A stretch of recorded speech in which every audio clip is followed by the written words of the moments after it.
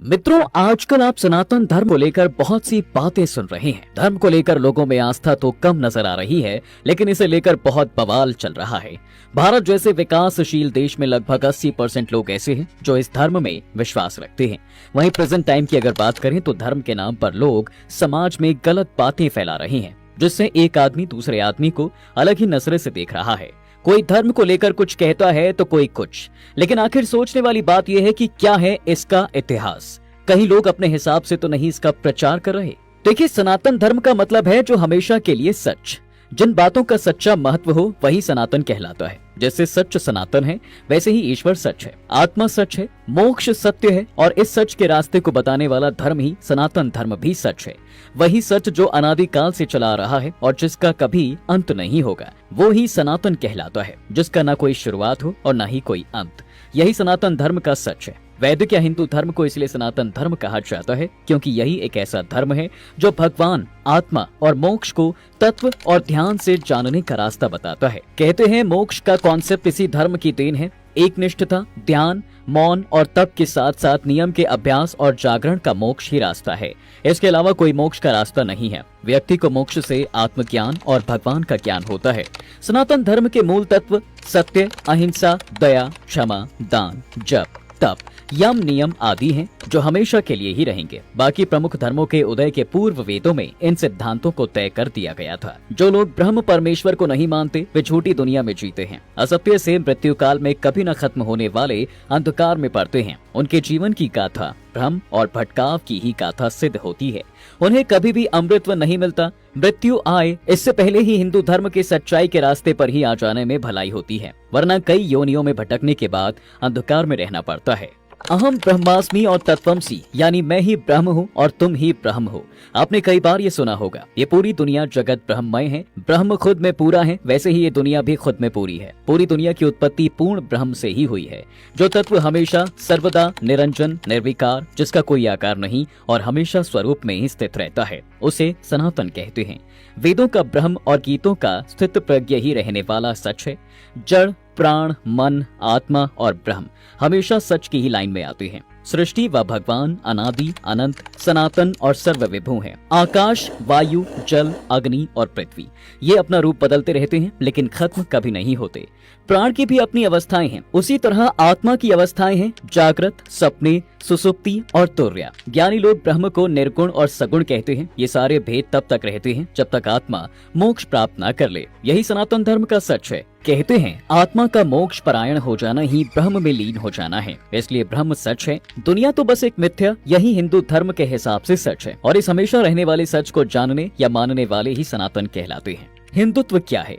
देखिए, ईरानी देश के पारसियों की धर्म पुस्तक अवेस्ता में हिंदू और आर्य शब्द का जिक्र मिलता है। दूसरी तरफ बाकी इतिहासकारों का मानना है कि चीनी यात्री हुएनसांग के समय इस शब्द की उत्पत्ति इंदु से हुई थी। कहते हैं इंदु शब्द चंद्रमा का पर्यायवाची है। भारतीय ज्योतिष गणना का आधार चंद्रमास ही है, इसलिए चीन के लोग भारतीयों को इंतु या हिंदू कहने लगे। वहीं कुछ विद्वान कहते हैं कि हिमालय से हिंदू शब्द की उत्पत्ति हुई है। क्या है आर्यत्व?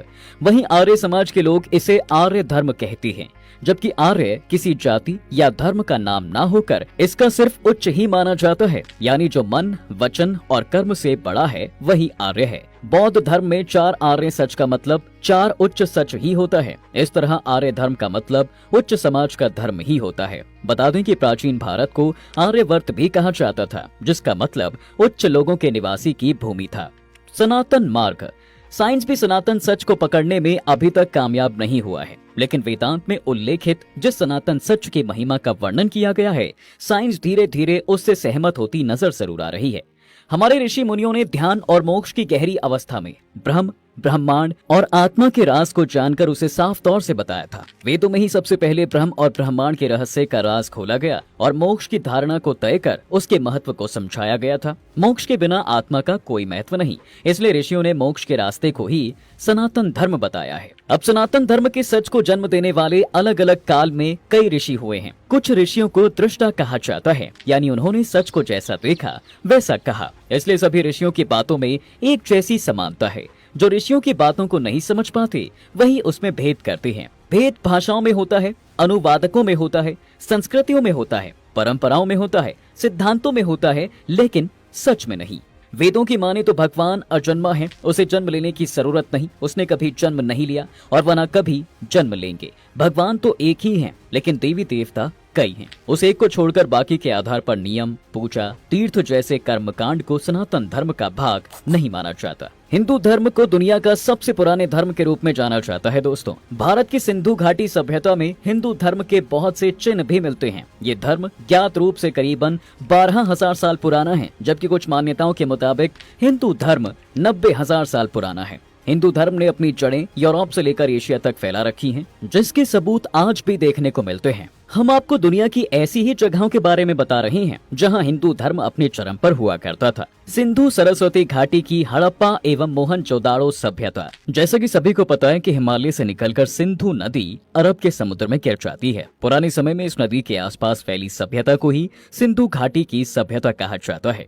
इस नदी के किनारे के दो जगहों हड़प्पा और मोहनजोदाड़ो पाकिस्तान में की गई खुदाई में सबसे पुराने और पूरी तरह विकसित नगर और सभ्यता का बचा हुआ भाग मिला। इसके बाद चनहूदड़ो, लोथल, रोपड़, आलमगीरपुर मेरठ, बड़ावली हरियाणा, धौलावरी गुजरात, अलीमुराद सिंध प्रांत, कच्छ गुजरात, रंगपुर गुजरात, मकरान तट बलूचिस्तान, कालीबंगा राजस्थान, सूरकोटदा गुमला अफगान पाक सीमा आदि जगहों पर खुदाई करके पुराने समय में कई अवशेष इकट्ठे किए गए। अब इसे सिंधु प्रदेश की सभ्यता कहा जाता है। हड़प्पा और मोहनजोदाड़ो में कई देवियों की मूर्तियां मिली हैं। ये मूर्तियां मातृ देवी या प्रकृति देवी की हैं।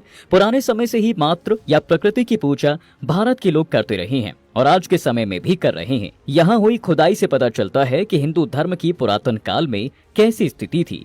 1921 की गई खुदाई में हड़प्पा से कई ऐसी चीजें मिली हैं जिन्हें हिंदू धर्म से जोड़ा जा सकता है। पुरोहित की एक मूर्ति, बैल, नंदी, मातृ देवी, बैलगाड़ी और शिवलिंग, ये सभी खुदाई में मिली थी। 1940 में खुदाई के समय पुरातत्विक विभाग के MS वत्स को एक शिवलिंग मिला जो करीबन 5000 साल पुराना है। बाली का प्राचीन मंदिर। बता दें कि इंडोनेशिया कभी हिंदू राष्ट्र हुआ करता था, लेकिन इस्लामिक धर्म के बाद ये राष्ट्र आज मुस्लिम राष्ट्र है। शोधकर्ताओं का मानना है कि जहां आज इंडोनेशियन इस्लामिक यूनिवर्सिटी है, वहां कभी हिंदू मंदिर हुआ करता था जिसमें महादेव और गणेश जी की पूजा होती थी। यहाँ से एक पुराना शिवलिंग भी मिला है। इंडोनेशिया का एक द्वीप है बाली, जहाँ आज भी हिंदुओं की संख्या अधिक है। जी हाँ, यहाँ के हिंदुओं ने अपने धर्म और संस्कृति को नहीं छोड़ा था। यहाँ पर एक इमारत के निर्माण की खुदाई के समय कुछ मजदूरों को मंदिर के अंश मिले, जिसके बाद ये खबर बाली के ऐतिहासिक संरक्षण विभाग को दी गई, जिसने खुदाई करने पर एक बड़े हिंदू इमारत को पाया जो पहले कभी हिंदू धर्म का केंद्र था। यही विशालकाय मंदिर आज बाली द्वीप की पहचान बन गया है। इतना ही नहीं, बाली में हिंदुओं के कई पुराने मंदिर हैं, जहाँ एक गुफा मंदिर भी है। इस गुफा मंदिर को गोवा गजह गुफा और एलिफेंटा की गुफा कहा जाता है। 19 अक्टूबर 1955 को इसे विश्व धरोहरों में घोषित किया गया। ये गुफा महादेव को समर्पित है। यहाँ 3 शिवलिंग बने हैं। पर्यटक देश विदेश से यहाँ दर्शन करने आते हैं। शंकर पुत्र सुकेश के 3 पुत्र थे, माली, सुमाली और माल्यवान। ये तीनों दैत्य द्वारा त्रिकुट समेरु पर्वत पर बसाई गई थी लंकापुरी। माली को मारकर देवों और यक्षों ने कुबेर को लंका का राजा बना दिया था। रावण की माता कैकसी सुमाली की पुत्री थी और अपने नाना के कहने पर रावण ने अपनी सौतेली माता एलविल्ला के पुत्र कुबेर से युद्ध किया और लंका अपने नाम कर ली। रावण ने सोम्बा और बाली द्वीप को जीतकर अपना अधिकार बढ़ा लिया था। अंक द्वीप, मलय द्वीप, वरहा द्वीप, शंख द्वीप, कुश द्वीप, यव द्वीप और आंध्रालय पर जीत हासिल की थी। रावण ने लंका को अपने नाम कर लिया था, जिसके बाद कुबेर को कैलाश पर्वत के आसपास के तिब्बत इलाके में रहने के लिए कह दिया।